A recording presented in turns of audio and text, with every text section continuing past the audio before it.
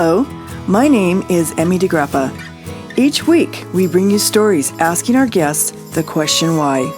We learn about passion, purpose, and the human experience. Brought to you by Wyoming Humanities with the generous support of the Wyoming Community Foundation. This is What's Your Why?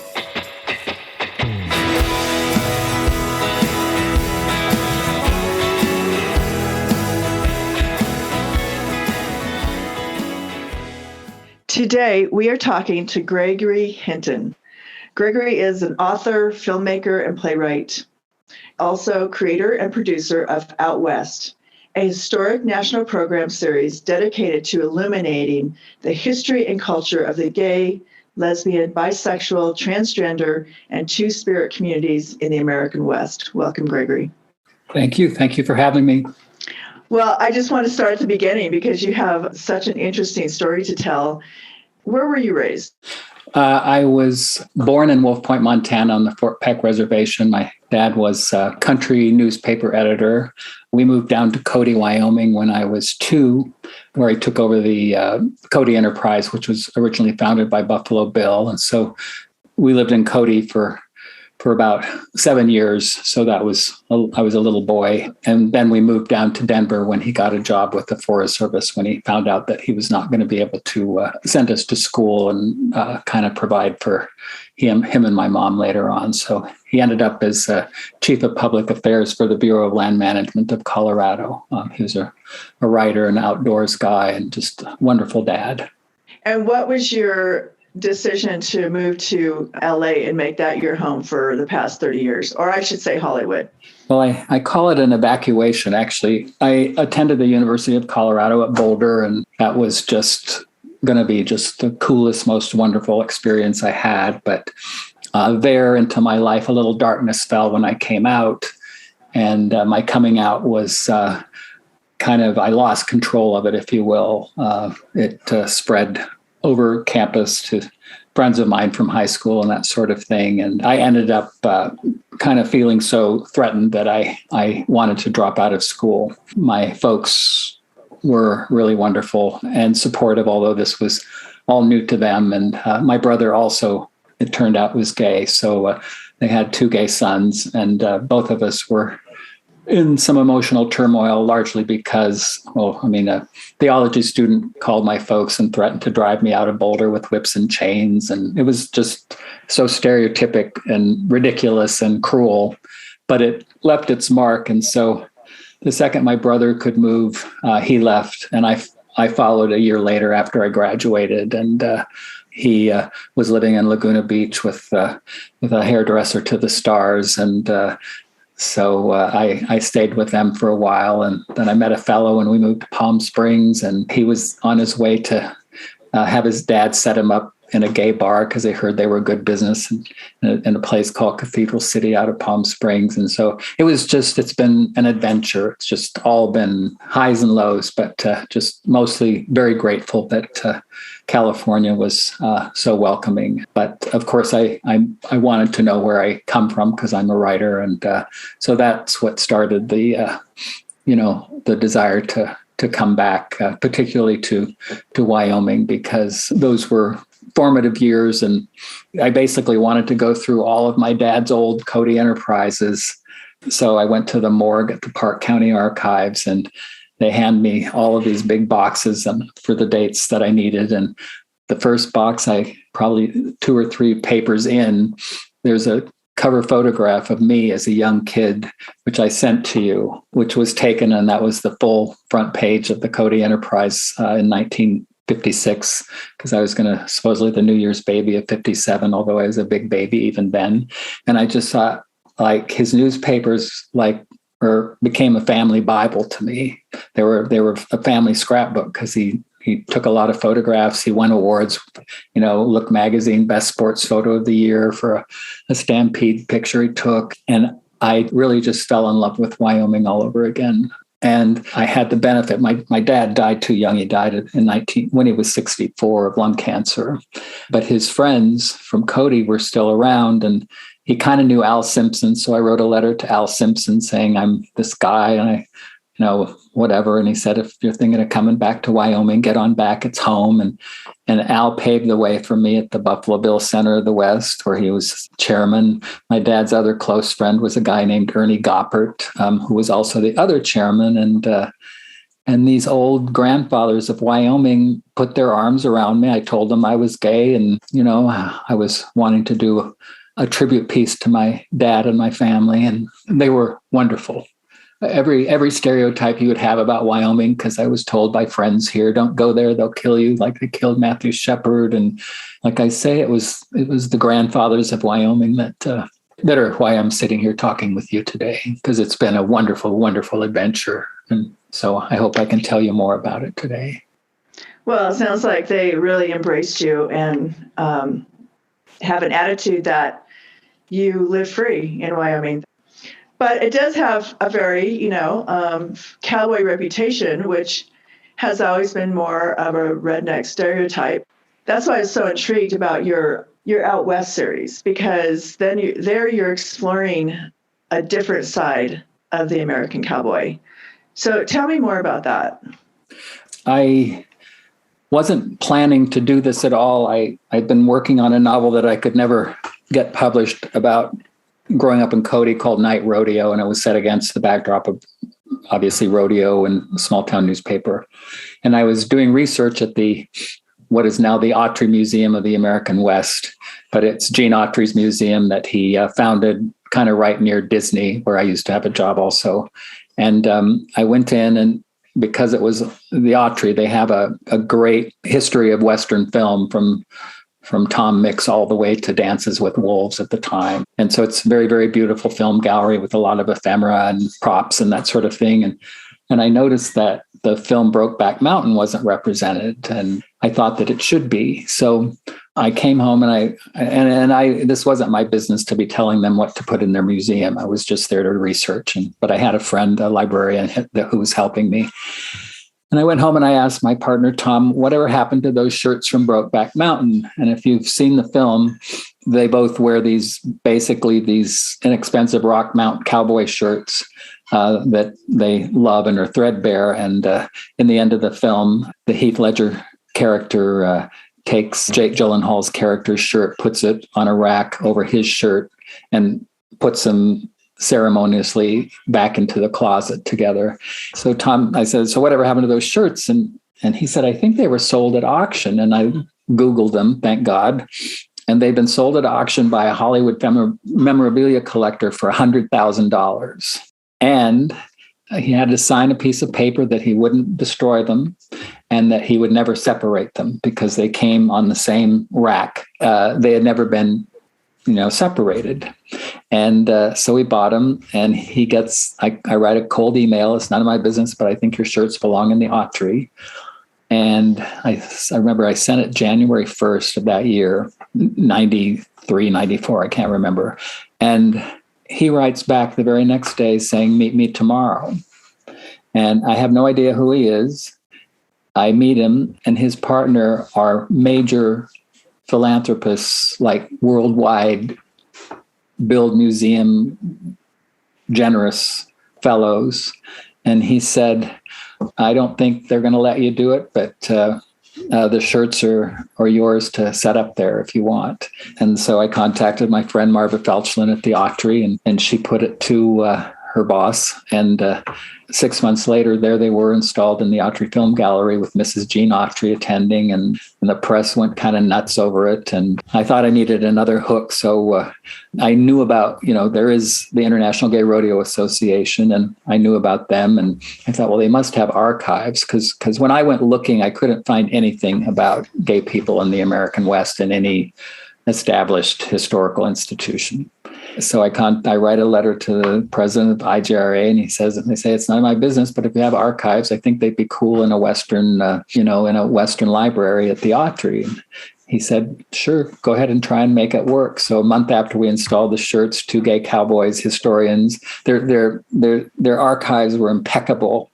And he told me that they were stored in the basement of Charlie's, which was a Denver Western gay bar. And I went to Denver, went down into the basement, and there were these pristine boxes, bankers' boxes of the gay rodeo archives. And they were stored on a bunch of beer kegs in the closet off the drag show dressing room downstairs. And so from that space, they were transferred lovingly. They didn't want to ship them because they thought that they'd be destroyed by some horrible person. So they drove them personally over the Rockies, dropped them off at the Autry Museum's loading dock. They were processed, and a Harvard PhD candidate came and went through all of them. And now she's created this whole scholarship on gay rodeo. Her name is Rebecca Schofield, and she's a professor at the University of Idaho. So it was this was all just so whimsical. It's not, I had a notion and I acted on it. And again, none of it was my business, but the press, the media loved it. And then other Western institutions were interested in it as well. And the Autry was just so amazed at the positive public response they got, because they were considered a very conservative, it was Ronald Reagan's kitchen cabinet that was their board. And they said, why don't you create a program series for us? And we called it, I was walking around the reservoir here, and I thought, well, duh, we'll call it Out West at the Autry. So I did programming for them for several years. And then I started reaching out to other Western museums. And, now I've had, I think you've seen the list, but I presented so many unique Out West programs around the country. And it's just been a wonderful, wonderful ride. And that brought me back to Cody proper. Has the gay community embraced this, idea that there are gay cowboys? And what do they say about that? It just surprised everybody. I had only been to one gay rodeo, and they had it at the Equestrian Center years before I did all of this. And I'd been away from rodeo. I hadn't been to a rodeo since I was a kid. So I remember going to this and just looking like, well, what's gay about this? This is just a bunch of cowboys, and they were doing all of the same, calf roping, bull riding, all of the same stuff. And they were just all men. And there were also, gay women there as well. It just looked like a regular rodeo of my childhood. It wasn't any different than they do the flag. They do everything that a quote straight rodeo does. And it just started as one or two, and then it built up, and pretty soon there were gay rodeos kind of bloomed in other states, around the country, not all of them by any means. But I have to say, I really have not had any kind of blowback. I go to a lot of quote red states, that what we call them now. And I've never, I was thinking as I was anticipating talking with you today, do you know kind of who've been some of my kindest allies have been straight men of faith who just have been so gentle and considerate, and they respect what I'm trying to do. And they know I'm not there to, that this is a gentle program. It's not meant to inflame emotions. It's just meant to kind of just establish that, we're peaceful cowboys and cowgirls and just want to live our lives the way we wish and not hurt anybody. That's basically it. It's just, we want to live as we wish to live without hurting anyone. And that's when Al Simpson puts his arm around you, man, you're like, it was major. It was just major. And I sent you, I think, the Los Angeles Times piece, because the LA Times just got intrigued about what I do and asked how could we cover it. I said, well, we've got to go to Cody and go to the Buffalo Bill Center of the West. And we went in, and Al came to lunch at the Irma Hotel with us. And he was just so wonderful. And why I thought to reach out to Al? Actually, he was on Bill Maher's show, if you've ever watched it. And Bill Maher made a crack about Al being from the state where they kill gay people. And I was watching, and I was offended, and I'm a gay man, and I know what terrible things have happened, obviously. And And Al just exploded at Bill Maher. He took his breath away. He said, the people of Wyoming were offended by the murder of Matthew Shepard.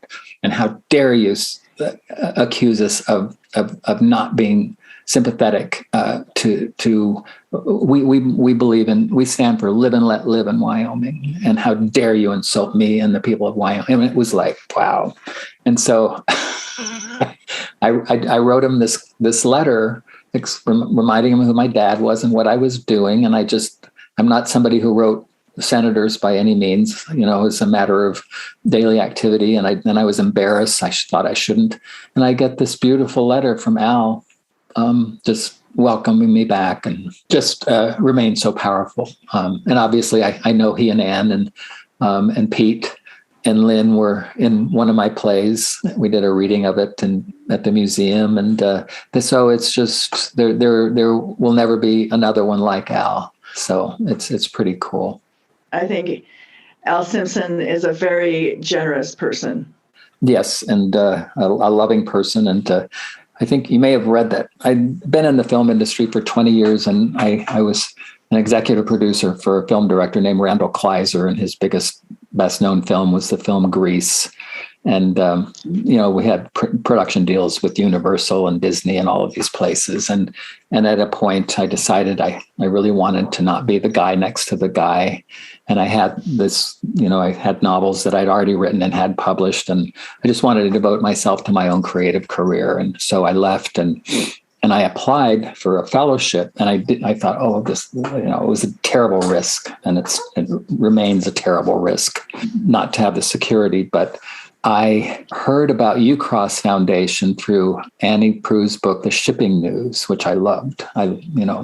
And so I looked it up, and I decided that I would apply to UCross, and I got accepted because I wanted to come and work on night rodeo there. And I recall thinking that, and my friends were, don't go to Wyoming. Why do you want to go there? They hate people there. And it was just, no, and that was what really changed my course for good, because I was able to base camp there and go over the little bighorns to Cody and just reintroduce myself to the museum. And there was different leadership there, but they were, as I say, when Al and Ann Simpson invite you to their table, people, it was the first time I felt like a rich man's son. Do you know what I mean? It's like that those doors that open just because of the influence of he who brung you. And so it's that's why I love that museum so much. And I was a kid at the groundbreaking of the Buffalo Bill Center of the West in 1958.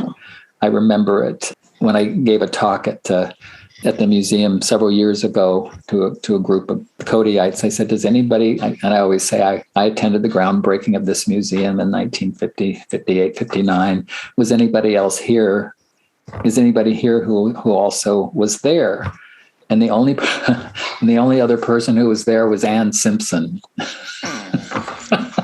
So it was just like, so anyway, I remember my dad specifically digging a hole in the ground and throwing some dirt with the shovel as a 5-6-year-old kid. I can still see that picture. And we just lived 2 blocks up the street from where the museum was being built on 1037 Canyon Avenue. So because my mom and my dad and my brother all passed away so young, my dad at 63 and my brother at 50 and my mom at 74, that was all smoking related. It just makes me, the morgue of your community newspaper should be a family album for everybody. And if one bothers to go look, you'll find yourself in the pages is the thing. So that's really what continues to launch all of this. And I brag on Cody and the Buffalo Bill everywhere I speak, which is now all over the West, certainly, and now kind of reaching all the way to Florida and that sort of thing. So. That is excellent. You've come a long way. What a great passion and journey you've been on. Tell me how you started and became interested in writing this new play called A Sissy in Wyoming. It might be my downfall, but no, I'm teasing. I read about Larry Sissy Goodwin, who is a Wyoming crossdresser. He's married, has children. His only difference is that he prefers to wear women's clothing, not unlike, And so anyway, I read about him on the cover, on the front page of the Los Angeles Times, and I was shocked that I was shocked by the article, and it was written by a Times writer named John Gliona, and I was offended by the title because sissy is a pejorative, and I thought that they're having it both ways and that sort of thing. But as it happens, Sissy, Larry Goodwin, who passed away several years ago, adopted the name because that's what he was called, and he wanted to appropriate it as his own. So I just was so intrigued, and I wanted to know more, possibly to do an Out West program about him. I reached out to the writer of the Times and explained what I was doing, and he contacts me and he said, "I've discussed you with our editors at the Times, and I'm wondering, we would like to do a piece on you. We think your mission is very unusual." And so we talked, and he said, "If you're willing, I would really like to meet you in Cody, and you could, show me where you lived and tell me more about growing up and what it's like to, be a gay kid from Wyoming." And your dad's, they were intrigued about that my dad was a newspaper man, and that I had all the covers of the Cody, and I sent you one, I think, but there were like covers from spanning 7 years, full page ads. A lot of them were, some of them were taken by Jack Richard, who's a beloved Wyoming photographer who was also my dad's friend, and who shot for the Enterprise. And then others were my dad's. And when I was in Cody, I would just really enlist the passion of the archivists who were, like at Park County Archives, a wonderful woman named Lynn Stallings, who just was so excited because I was so excited, and it was just a great story. And so I have that whole collection. My mission is also to honor my dad's work and country editors everywhere, because they're undersung and underpaid. And so I've met several folks from the Wyoming newspaper association, a guy named Jim Hicks, and Bruce McCormick, who was the editor of the Cody Enterprise, who I went back and met.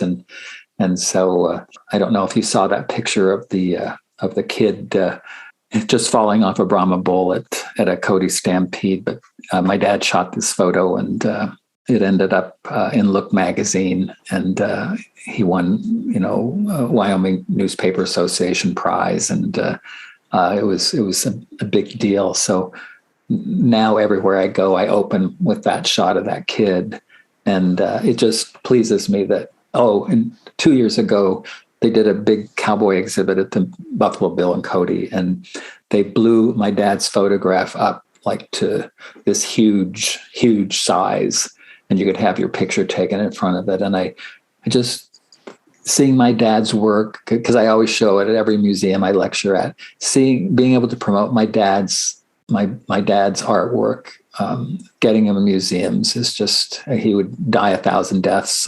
I know how pleased he and my mom would be.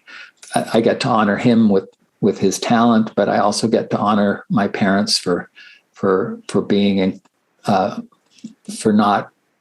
putting their arms around their own two sons, and nobody is going to threaten us without answering to them, and that's it's just really great. It keeps me close to them every time I talk about them. And my mom was as much of a hero to me as my dad. Just wonderful, altruistic people, and that's what all this journey is about as well. Were those hard conversations that you had with your dad when you came out? And what was his reactions? How did he embrace you? It's quite a story, actually. I was in Boulder, and I didn't know about my brother yet, but he was coming out as well. He went to Fort Collins, Colorado State University, and And I was involved with a group.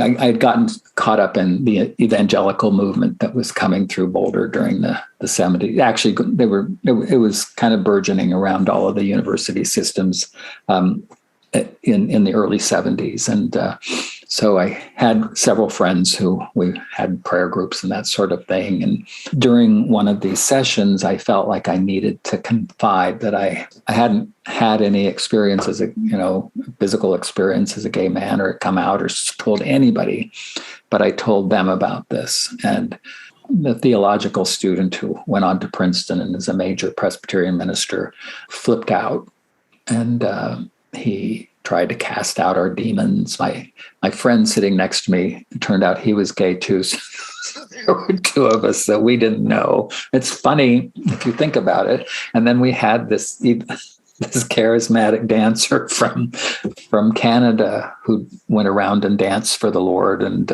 with this group. And it sounds insane, but these are all people of faith, and however they. Anyway, we were all characters, and that's why we liked each other. But this fellow just freaked out and blew everything up, and I was suicidal at that point, and I had to. My folks were just very fearful for me. And I wanted to say I went home to tell my mom that I thought I was gay. And she said, well, what about Scotty? And I said, well, he's gay too. So I outed him to them. So she was taking a nap. And I described this in my book. My mom was somewhat depressed, and let's face it, we all want to take a nap in the afternoon now and then. But I walk in and she was asleep, and I woke her and I told her this, and I remember her getting out of bed, lighting a cigarette, walking into the kitchen, and she calls my dad at work. My dad called her every day from work to tell her he loved her. So she calls him at work and she says, "We have a serious issue. You remember what we thought about Scotty?" And I'm listening to this, and then she goes, "Well, Greg is to come home." And she hung up. She called my brother, and who was living in downtown Denver with a college professor at DU. And she said, "We know, come home." She called my sister, who was married and had a husband and a small child. They were students at, she was getting her master's degree in education. And she said, "We're having a family meeting. Come home." Didn't say why. So we had this truly devastating conversation around our dining room table in our small little brick house up in Green Mountain above Denver.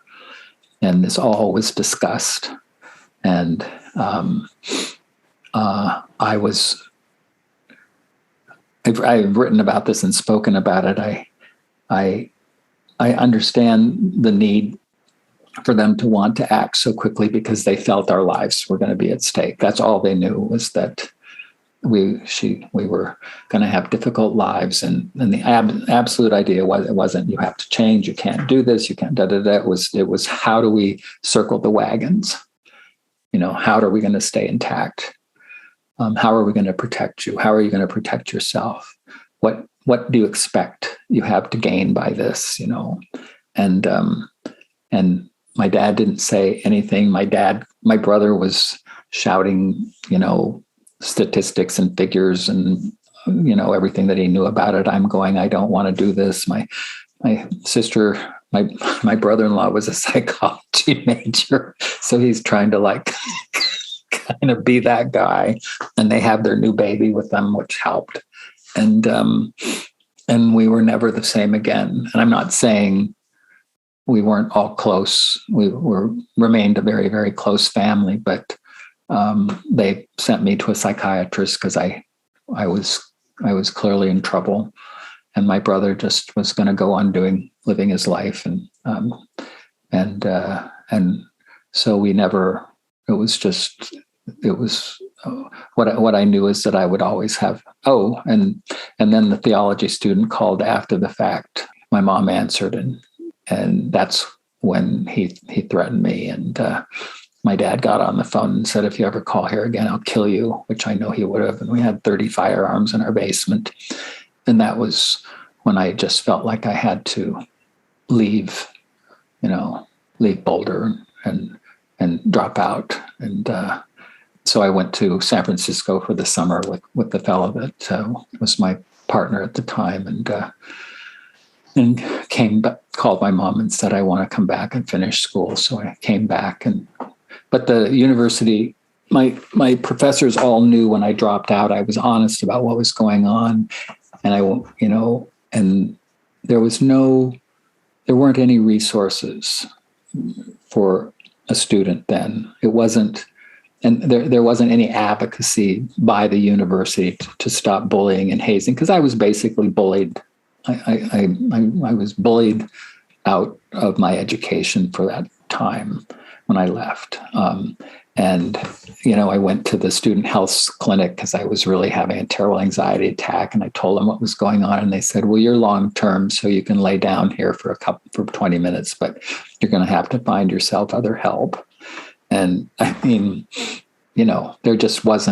there wasn't any support system yet. It was too early. This was, mind you, in the mid 70s, and just when everything was starting to come out. And I'm fortunate that I didn't let it get the best of me. But all of that informs kind of all the choices I have. I have a happy life. I have a wonderful partner, and we're here both together for 30 years, and we've had nice friends, and I love what I do so much.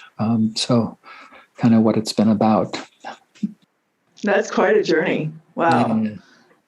Yeah. And a lot of heartbreak and emotion and being an overcomer at the same time. Yeah, I've not heard that word, and I'll take it. That's great. I imagine the students or the kids that go home and they get kicked out. I mean, literally just kicked to the street with nothing because their families can't handle having an LGBTQ kid, trans kids. And that's a long way away from, I'm circling back to a sissy in Wyoming.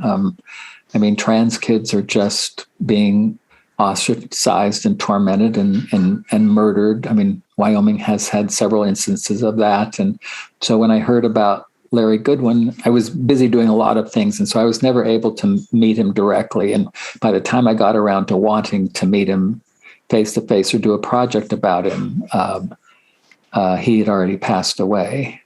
So my LA Times friend connected me with Vicki Goodwin, and I contacted her. We spoke, and I sent her, background of what I do, and she said, I'd love to meet you. And so I went, and I stayed with her for a couple of days at her house in Douglas. They were just wonderful record keepers. He was like me, has all of this publicity, and he had a scrapbook, and he had all of his awards and photos, and it's just his story is just really remarkable, and she's an equal partner to it.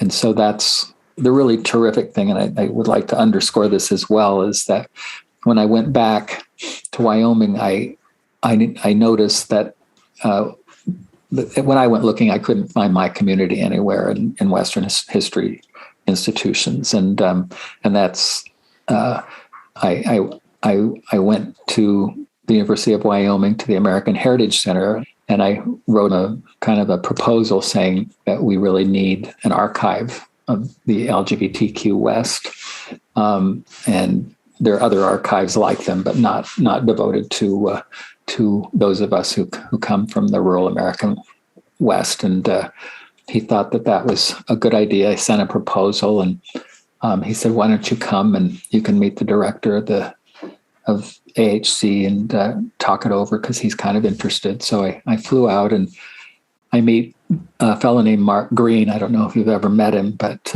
he was just an internationally acclaimed archivist. He had never seen Brooke. I was supposed to meet with Rick, and Rick said, "Well, you need to meet with Mark instead, because I'm called out of town." And I thought, "Oh, great," because I was worried. And so I go in and I meet with Mark. I said, "Well, have you ever seen Brokeback Mountain?" "No, I never saw it." And I'm going, "Oh my gosh." And then I just explained what I wanted to do, and he greenlit it. and we decided to call it Out West at the Rockies, Out West in the Rockies, and it was the first at the time. This was 2015. It was the first regional LGBT Western archive, a dedicated space to collect our stories.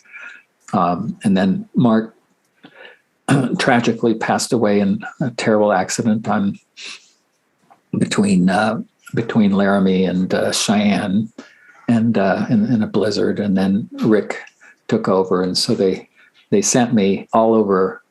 They said, we'd really like you to go out and promote Out West. And so I started making appointments, and I went to Idaho, and I went to Utah, and I went to Nevada, and I went to New Mexico, and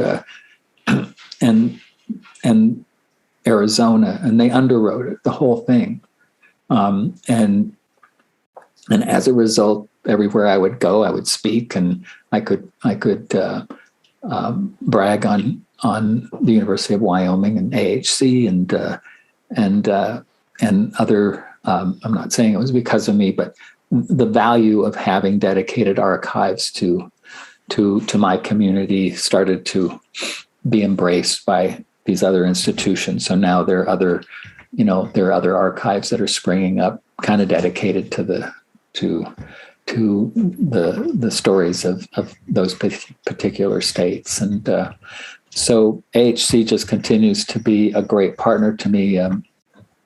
Leslie Wagoner, who's the president of the Wyoming Historic Society, is also an archivist. I spoke with her. She arranged to do an oral history of Vicky, about her life, her own life, and her life with Sissy. And so we have 10, 12 hours of her oral history of Vicky, which I was able to use to write A Sissy in Wyoming. I'm mostly what you call a verbatim playwright, where I adapt the real words of real people and kind of curate them into a staged piece. And I've decided that I really like doing playwrights readings rather than cast them, because it's actually, frankly, it's another check and another plane ticket and all of that. And I just really love doing my own work. But so I created this piece, and this is what's also really wild. It's like that old serendipity thing. I did my playwrights reading of it at the Nick, and we had a huge attendance and standing ovation. And Vicky, who is this beatific, wonderful woman, is sitting on the front row with her daughters, who don't know what to make of this whole exhibition about their dad. And, and then here's this guy reading, doing him. I don't dress as Sissy. It's a playwright's reading. It's just, I'm reading my own play. And there's Vicky sitting and their daughter. And throughout the play, like Sissy loved Vicky. They love each other so much. And so I could really, I could work with Vicky, who's sitting on the front row, and I could refer to her, and because a lot of it is Sissy talking to her. And to be honest with you, it was a really nice act. And it's all true, but I mean, the emotion of that. And so that's what caused, I don't know how I suggested it. I just, and Leslie was an equal partner, the American Heritage Center, equal partner in it, because she supplied the goods. I mean, she dedicated herself, and she's taken my oral history as well now, and but she's just been such a change agent. She took this over, and now and Ricky and I discussed that we'd like to take a tour of Sissy around the state of Wyoming, and AHC is sponsoring it, and we're trying to AHC and obviously Humanities Wyoming are sponsoring it, and October comes and we're going to drive around, and we just got the first our first response. Actually, the first one that Vicky sent is the Jackson Cultural Center in Jackson Hole wants us to come, and that's so we want to do maybe about an eight community tour in October, which is LGBT History Month. And so Vicki and I will drive, and I'll do a reading every night. And it's, it's just, I don't know. I'm so looking forward to it, because I've really decided that I just love reading these plays. And so I'm really looking forward to it. Well, it sounds like you're a great dot connector, that you connect dots very well. You go from one place to another place, you meet this person or that person, and you're kind of have the ability to put all these connections together. I guess that actually I will cop to that, having that skill. I have a vision, and the media, like I say, has been a great partner to me. I've been interviewed by the Wall Street Journal and the New York Times, and I've been every time I go to a state or a city, like the local NPR affiliate will have me on. So there's all of this great opportunity just to kind of promote our community's right to come back to the communities that we feel that we have to leave, and staying is really what takes the mystery out of it all. Just that people may not sign on to everything one does, but at least they have that basic belief.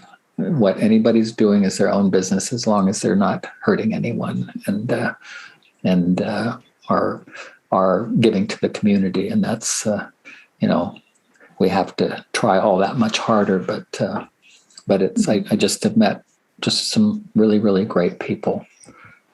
So that's kind of just been a major gift to me, this whole thing.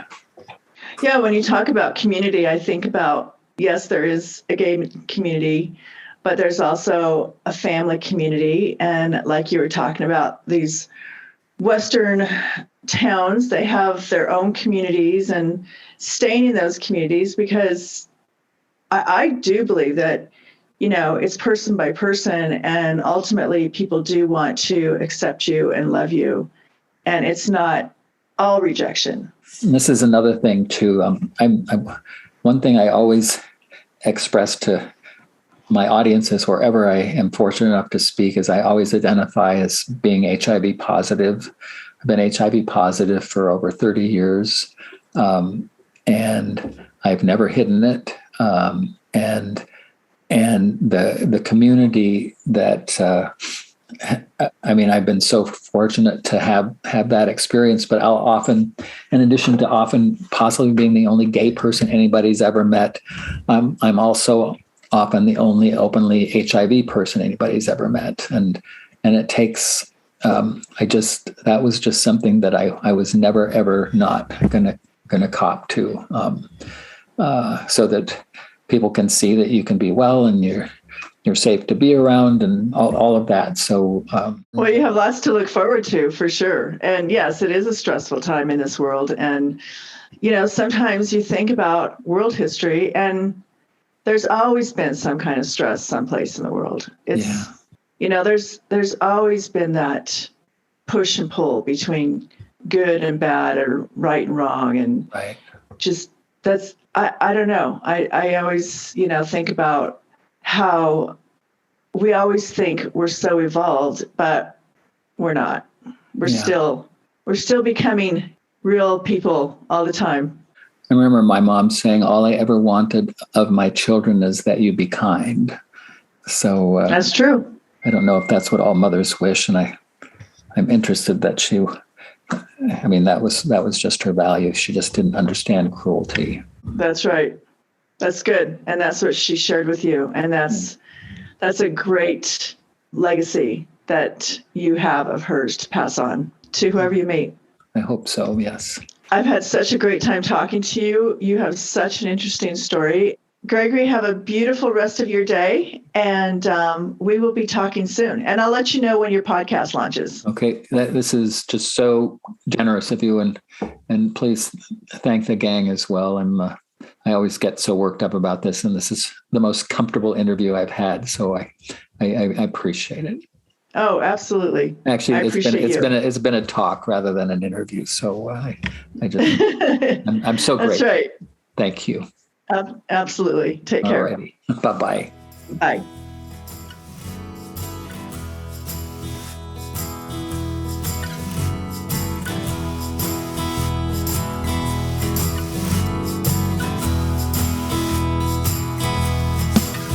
Thank you for joining us for this episode of What's Your Why?